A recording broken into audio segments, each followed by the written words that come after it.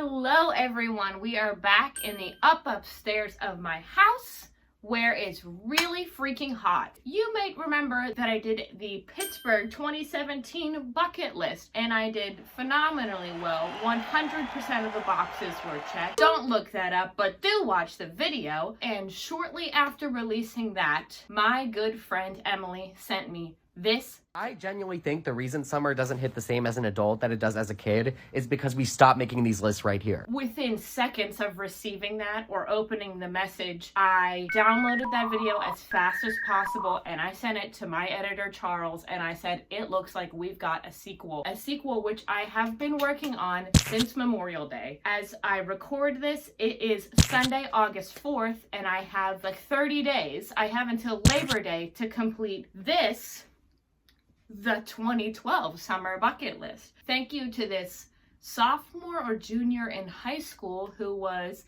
a little more tame than the young lady from 2017. What I'm gonna do in this is the part one of this video because I still have about 30 days left. So what I'd like to do is tell you what I have done and then we can see where I'm at. There are a few things that as I completed these on the list, they just need a slight more bit of attention. Starting with number 23, take a dance class, because this one was clandestine.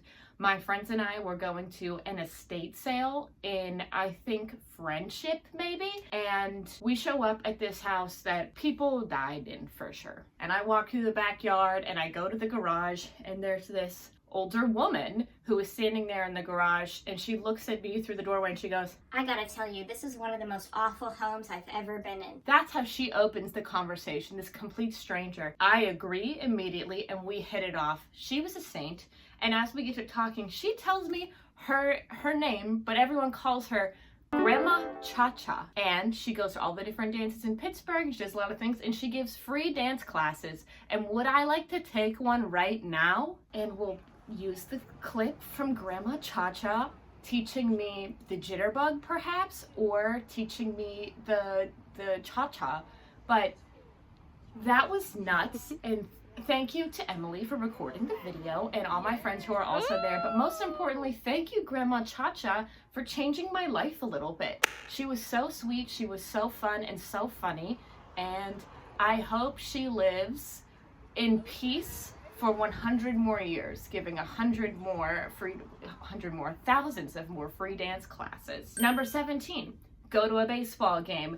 We absolutely did, and this one I want to talk about a little bit more because my number one mission at the game was to eat the Renegade hot dog. And if you're not here from the 412 Steel City Black and Gold baby Pittsburgh, the Renegade hot dog is a foot-long hot dog that also has pulled pork on it, and it has pierogies on it, and there might have been something else on it too. There's a train coming, but you can see in the video what was on the hot dog, and here is me trying to eat that thing, and it was good.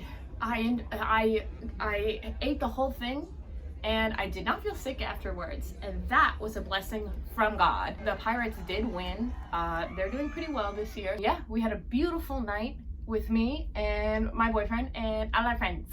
Number 22, go to Six Flags. I was not willing to drive about 6 to 8 hours to get to the nearest Six Flags, but what we did do was go to Kennywood, and it was during the Bites and Pints celebration. So here are 6 clips of 6 different flags that we got at Kennywood for a beautiful afternoon, and the park was like maybe at 50% capacity because it was supposed to rain all day, and it absolutely did not. So we had a treat of a time. Number 28, go to a museum. We went to the Heinz History Center and there was a lot to do there. It's probably my favorite museum in Pittsburgh. Kevin had never been, so we went through all of that stuff. There are some things that are under renovation, like the entrance to the sports history part of the museum is kind of under renovation, but you can still enter. I don't know how new this is, but there was you can walk through some of their archives of pieces as well. And I had not been through that part before, so that was really cool. Love the Heinz History Center, can't recommend it enough. Number 36, bake. I want to just touch on this for a second because yeah, all I did was bake some Pillsbury Grand croissants, or crescents, whatever they call them. But I did add a little bit of butter on the inside and a little bit of honey butter on the outside. So I made them a little fancy. I did more than just the bare minimum, so I'm checking it off. Number 38, go on a boat ride. We went on the Gateway Clipper, which is something that I have not done before. As a Pittsburgh native, some people might be like, blah, blah, blah, the Gateway Clipper. You know what? The Gateway Clipper is such a serve. We went with Kevin's parents. We're visiting for the evening. And our tour guide, Joyce, was an angel. She is a saint. She is a Pittsburgh historian and a Pittsburgh native, and she was funny and she was cool and she had a great perspective on it. And if you go on the Gateway Clipper and you see Joyce, you should tip her because she is really great. And I loved it. I normally have like pretty bad motion sickness, not on the Gateway Clipper. Blessings from above. So that was really nice. Number 43, fly a kite. My extended family went to Hilton Head Island and we tried really hard to fly a kite. This is a kite that I think my dad bought in 1998 and has held on to. We tried a lot of different methods. And as you might see from one of the final clips, it turns out the strings of that kite were just tangled up. And it was really easy to do once we had it the way that it was supposed to be. But we flew that kite. There's a couple more things that I did while we were in Hilton Head, like several beach days. Number 48. Number 49, collect 50 plus seashells. I didn't personally collect 50 plus seashells because I think the owners of the rental property we were staying at had already collected every seashell in the vicinity, so I'm checking that off. Number 30, build a sandcastle. Number 9, beach volleyball. Here's some footage of me here's some pictures of me doing that. Number 35, get a fish.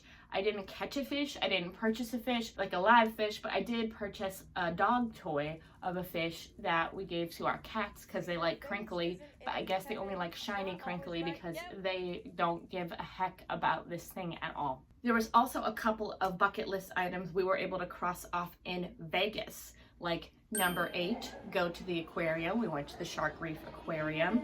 Number 16, see a sunrise/sunset. Did both within 24 hours of us landing there, or really on the flight there and then the morning waking up. Number 37, ride a Ferris wheel. And number 44, have a photo shoot. These are some photos from Pat and Mel's 10-year anniversary Ferris wheel ride that we went on. I don't have everyone's permission to post a picture of them, but what I do have is a couple of cute pictures of Kevin and then one really cute picture of the entire family. So I am gonna show that one to you guys, but that was lovely. So yeah, those were some of the ones that I've done. And here are some other ones that I have, just a clip or two. Number 42, try every ice cream. Watch that video. Number 33, make a drink. Number 29, go hiking. Went on a little hike when we were visiting Kevin's family. 21, dip dye. I actually did this as a TikTok. Here is, well, you can still see some of the results. I've done it a second time now, and I really like how it makes the ends of my hair look. I feel like it makes everything look much thicker because this is the part of my hair that fades the fastest, I believe. So that's nice. Number 18, go to yoga class. Definitely did that. Here are the pictures. Number 6, kiss someone. Here's a clip of me and Kevin kissing.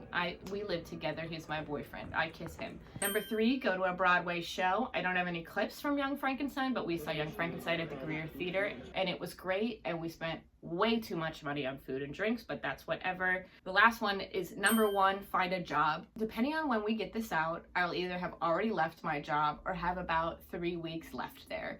And while I have found a job and applied to it and done some interview things, until that paperwork comes through, I'm not confident sharing with the audience what that is yet.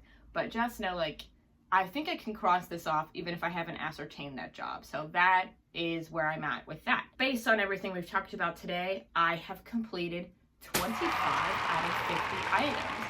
There's about 8 that I've had to work on all summer long, and there's a couple that I could do within an hour or less in an afternoon, but getting through that is difficult. I have until Labor Day to complete these things. Stay tuned because there will be a part 2 to this. It seems so much easier until you're in the throes of it. Like, I feel like I've done so many of these things, and yet I'm literally only 50% done, which is wild. Stay tuned for next time. Comment below and like this video if you like it. And if you don't like it, dislike the video. I dare you. That's all. All right. See you next time. Bye.